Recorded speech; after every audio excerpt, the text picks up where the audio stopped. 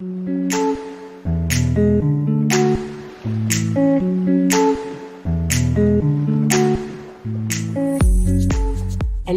ici Mathilde, dépuceuse de talent chez La Magie Eden, et ma mission aujourd'hui est de vous guider vers l'autonomie, la liberté et la conscience pour que vous puissiez enfin devenir les vrais acteurs et actrices de votre vie. Après des années de travail salarié en tant qu'infirmière, je suis devenue entrepreneur dans le bien-être et la spiritualité et j'aide désormais les personnes à booster leur confiance en elles en leur faisant prendre conscience de leur potentiel illimité. Si vous êtes à la recherche de conseils, d'astuces, de retours d'expérience, de motivation, de partage et d'une bonne dose d'humour et d'amour, vous êtes au bon endroit, que ce soit par pur hasard ou non. Dans ce podcast, seul ou avec mes invités, je vous partage tout ce dont vous avez besoin pour reprendre le lead de votre vie, avoir confiance en vous et redonner du sens à cette vie. Vous avez choisi de sortir de l'hypnose du quotidien et je vais vous y aider. Bonjour et bienvenue dans ce nouvel épisode de podcast où aujourd'hui j'avais envie de te parler du terme de mission de vie parce que très souvent j'ai des entrepreneurs qui viennent me voir et qui parfois doutent de savoir s'ils sont dans leur mission, dans leur activité actuelle et donc ils attendent un petit peu de moi que comme par magie je découvre leur mission de vie et j'aimerais revenir sur ce terme parce que en réalité la mission de vie c'est pas tout à fait ce qu'on peut imaginer et donc ça pourrait aussi apporter un nouvel angle de vue aux personnes qui sont en quête de cette mission. Parce que le métier que tu fais en tant que salarié semble vide de sens, te menant parfois au burn-out, ou que tu t'intéresses de près au développement personnel et spirituel, tu te dis rapidement qu'il faut partir en quête de ta mission de vie. Sauf que, à force de chercher, tu ne trouves pas vraiment chaussure à ton pied et que bon, peut-être que rien n'est fait pour toi et ça met du doute, de la confusion et presque de l'incertitude à se sentir comme une lumière au travers du brouillard des autres. En vrai, la quête de la mission de vie, c'est un petit peu la même utopie que le Saint Graal. On force à chercher à l'extérieur, alors qu'en réalité, tout se trouve à l'intérieur. Et cette phrase, je sais ô combien elle est désagréable à entendre, mais elle est emplie de vérité et je t'explique vraiment tout pour toi dans la suite de cet épisode. Avant d'aller plus loin, j'aimerais te parler un petit peu du parcours que j'ai pu faire parce que c'est suite à un burn-out en fait que j'ai choisi de quitter le monde du salariat pour pouvoir m'ouvrir quelque part à quelque chose de plus grand, à quelque chose qui m'appelait et qui était en lien avec mes compétences et mes capacités sans vraiment me soucier à ce moment-là de mission de vie ou quoi que ce soit ou quoi que ça puisse être d'autre. Mais en tout cas, il était vital pour moi de partir de cette situation dans laquelle j'étais et où petit à petit je me sentais mourir à petit feu. En sortant de l'hôpital, donc, j'ouvre mon activité en étant plus dans le côté spiritualité, en assumant davantage le côté guidance, soit énergétique et pas forcément coaching alors que j'avais la formation pour. Mais voilà, je me suis présentée comme ça au monde, dans le monde de l'entrepreneuriat. Et je me suis rendu compte en fait que régulièrement, les clientes qui venaient vers moi étaient des personnes en situation de reconversion professionnelle et j'ai choisi en fait de suivre cette voie. Sauf que j'ai eu envie de rentrer dans certaines cases, dans certains moules.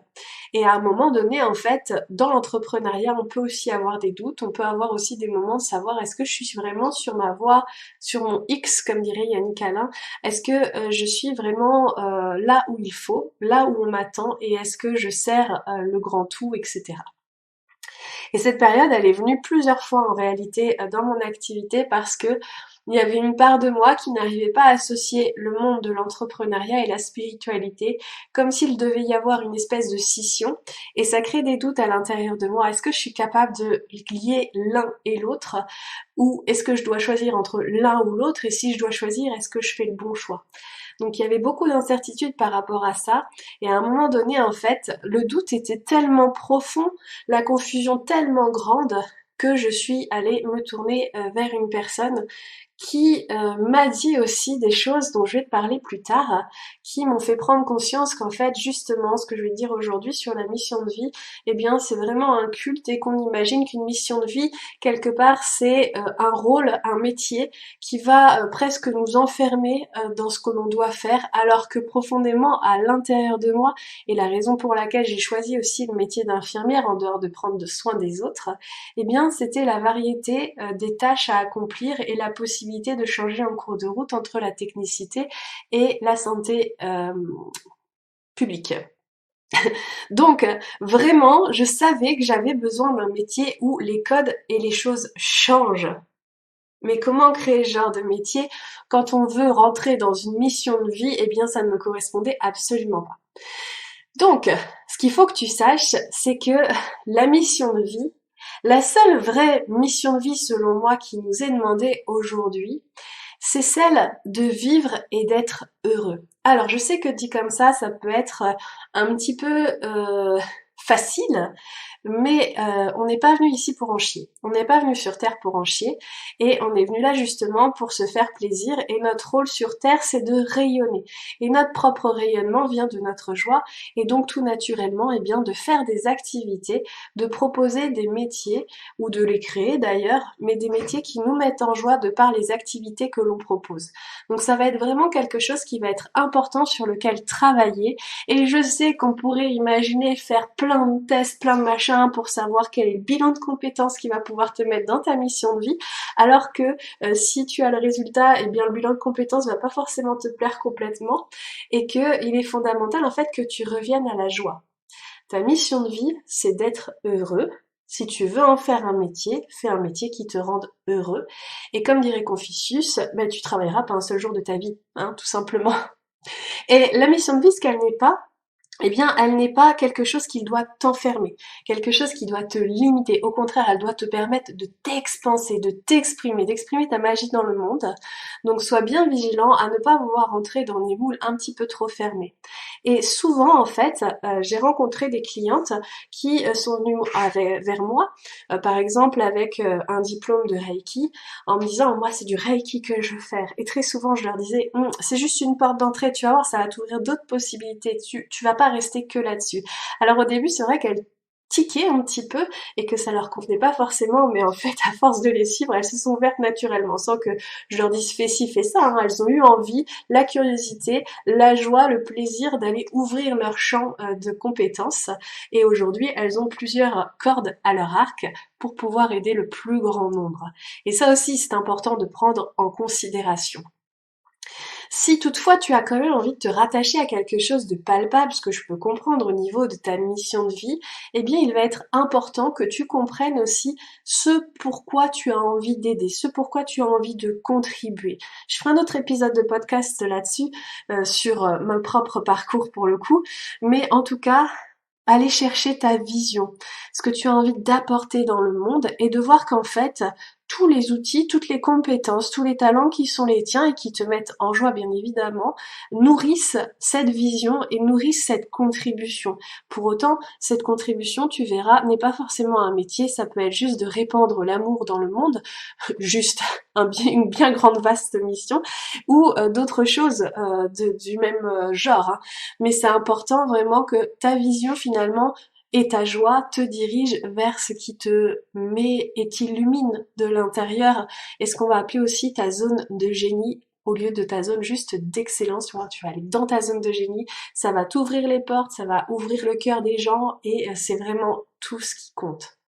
J'aimerais faire un rappel ici, un rappel qui m'avait été fait par Lumineuse, hein, Lucille, pour celles qui la connaissent. Et je discutais avec elle justement de ce fameux terme de mission de vie, et elle me dit, mais tu sais Mathilde, dans la vie il existe 3 façons d'atteindre sa mission de vie, ou du moins il y a 3 types de personnes face à la mission de vie. Il y a des personnes qui naissent et qui sont prédestinées à un métier, qui sont prédestinées à quelque chose. Vous allez voir certains jeunes virtuoses qui, dès l'enfance, en fait, ont des prédispositions pour une compétence musicale ou artistique ou autre chose encore. Même des entreprises, il y a des jeunes entrepreneurs qui sont juste extraordinaires et qui créent une entreprise à 8-9 ans, parce que les parents aussi sont derrière pour les aider, évidemment, mais qui ont ont vraiment cet esprit d'initiative qui est présent et c'est vraiment ancré dans leur gène quelque part. Il y a d'autres personnes, elle me dit, il y a d'autres personnes qui sont pas forcément là pour faire quelque chose de particulier et de spécifique, mais juste leur présence suffit à illuminer le monde. Ils n'ont pas besoin d'avoir une contribution en termes de travail, ils sont juste là pour illuminer le monde.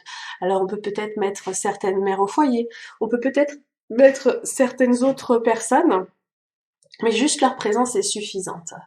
Et enfin, il y a la troisième catégorie dans laquelle je me situe, ce sont des personnes qui ont beaucoup de compétences, qui ont beaucoup de talent et qui, quelque part, quand elles s'intéressent à quelque chose, réussissent dans tout ce qu'elles ont envie. Et bah du coup c'est plus difficile pour elles effectivement de se situer par rapport aux autres qui ont un talent prédéterminé, une chaussure vraiment rigide dans laquelle rentrer, mais qui leur correspond comme un gant.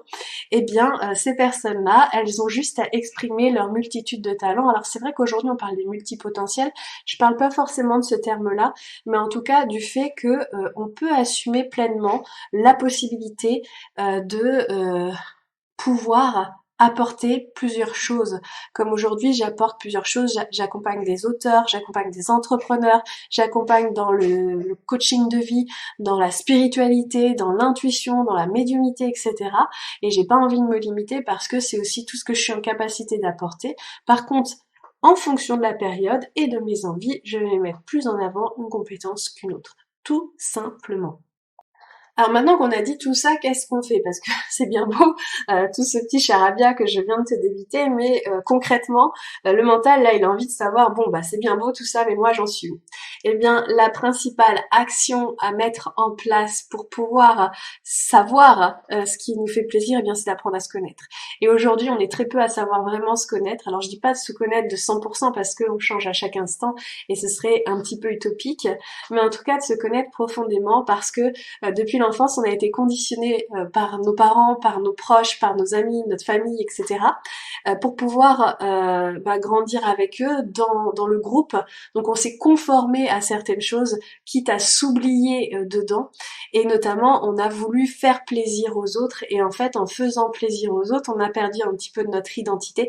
D'ailleurs, dans le design humain, quand on parle du centre G, notamment le centre G défini, il est possible qu'on ait perdu notre identité à force de faire plaisir aux autres. C'est une vraie possibilité et donc du coup le mental est extrêmement présent dans ces cas-là. Et là, ici, eh bien c'est une invitation avant de chercher sa mission de vie à savoir qui l'on est, à savoir ce que l'on veut et à comprendre aussi ce qui nous fait plaisir. Et justement, quand j'ai fait mon burn-out, quand on m'a dit fais ce qui te fait plaisir, je dis ce qui me fait plaisir. Bah je sais pas. Et ça a été très compliqué de reconnecter à ça. Donc c'est vraiment important aussi que tu puisses reprendre ce qu'il te faut. Il existe énormément d'outils pour pouvoir t'aider.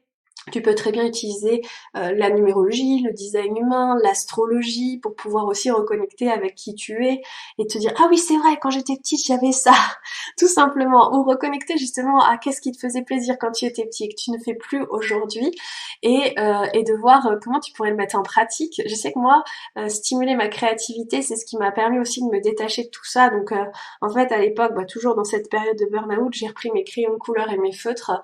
Je cherchais pas à dessiner quelque chose de particulier, je voulais juste extraire ce qu'il y avait à l'intérieur de moi et j'ai pris beaucoup de plaisir à ça et j'ai redécouvert cette créativité, j'ai reconnecté avec elle, puis après c'est la peinture qui est entrée dans ma vie alors que j'en avais jamais fait avant. Ensuite j'ai fait des orgonites, donc j'ai joué avec la résine et puis après j'ai utilisé d'autres outils, là je suis sur l'aquarelle et même si j'en fais pas un métier, en fait cette créativité elle me permet de renouer avec mon enfant intérieur et avec ma joie et ça me permet aussi de savoir ce qui me fait plaisir. Donc, utilise ta créativité, elle peut être vraiment un outil très performant pour pouvoir t'aider. Enfin, un dernier outil que j'avais envie de te présenter parce que pour moi il est vraiment important dans le cadre de la mission de vie si on veut revenir à une pratique professionnelle, eh bien c'est l'ikigai. Je trouve que l'ikigai, même si je ne maîtrise absolument pas cet outil, est super intéressant parce qu'il te permet en fait de savoir quelles sont tes compétences, tes savoir-faire, quels sont tes savoir-être, qu'est-ce qui te met en plaisir dans la vie et qu'est-ce que tu es en mesure d'apporter aux autres en fait. Et ça te permet en fait de trouver le cœur du cœur de ce que tu peux apporter si tu veux vraiment créer une activité autour de ça. Bien sûr, tu peux aller voir des médiums. La problématique en fait de ces pratiques-là, c'est que ce sont des réponses extérieures. Et comme je disais avec le Saint Graal, la réponse est à l'intérieur. La réponse vient de toi. La réponse vient de qui tu es surtout. Donc le médium, il a ses filtres quand il te dit des choses et donc il est possible qu'il se trompe entre guillemets ou en tout cas qu'il y apporte sa touche à lui et que ce soit pas tout à fait juste pour toi. Et ça suppose du coup que tu sois vraiment ancré dans ta vérité. Le problème c'est que si tu cherches une réponse à l'extérieur, eh bien tu n'es pas ancré dans cette vérité. Donc ça c'est vraiment essentiel pour que tu puisses te retrouver et te reconnecter à cette mission qui t'est chère. Nous arrivons à la fin de cet épisode de podcast. J'espère que celui-ci t'a plu et t'a permis de reconnecter avec quelque chose de plus grand que cette mission de vie qui t'enferme dans un métier tout au long de ta vie, alors qu'en réalité, tu es peut-être capable de faire plein de choses et surtout que ça va te permettre aussi de te lâcher la grappe, de te lâcher cette pression de vouloir absolument rentrer dans un moule. Pourquoi les autres y réussissent et pas moi? Et que tu puisses souffler par rapport à ça. Si tu as des amis, des connaissances qui sont dans cette quête et que tu penses que cet épisode puisse les aider, je t'invite fortement à leur recommander ce podcast pour qu'ils puissent l'écouter à leur tour. Et puis, si tu l'as aimé, bien tu peux liker éventuellement, en parler, faire ce que tu veux.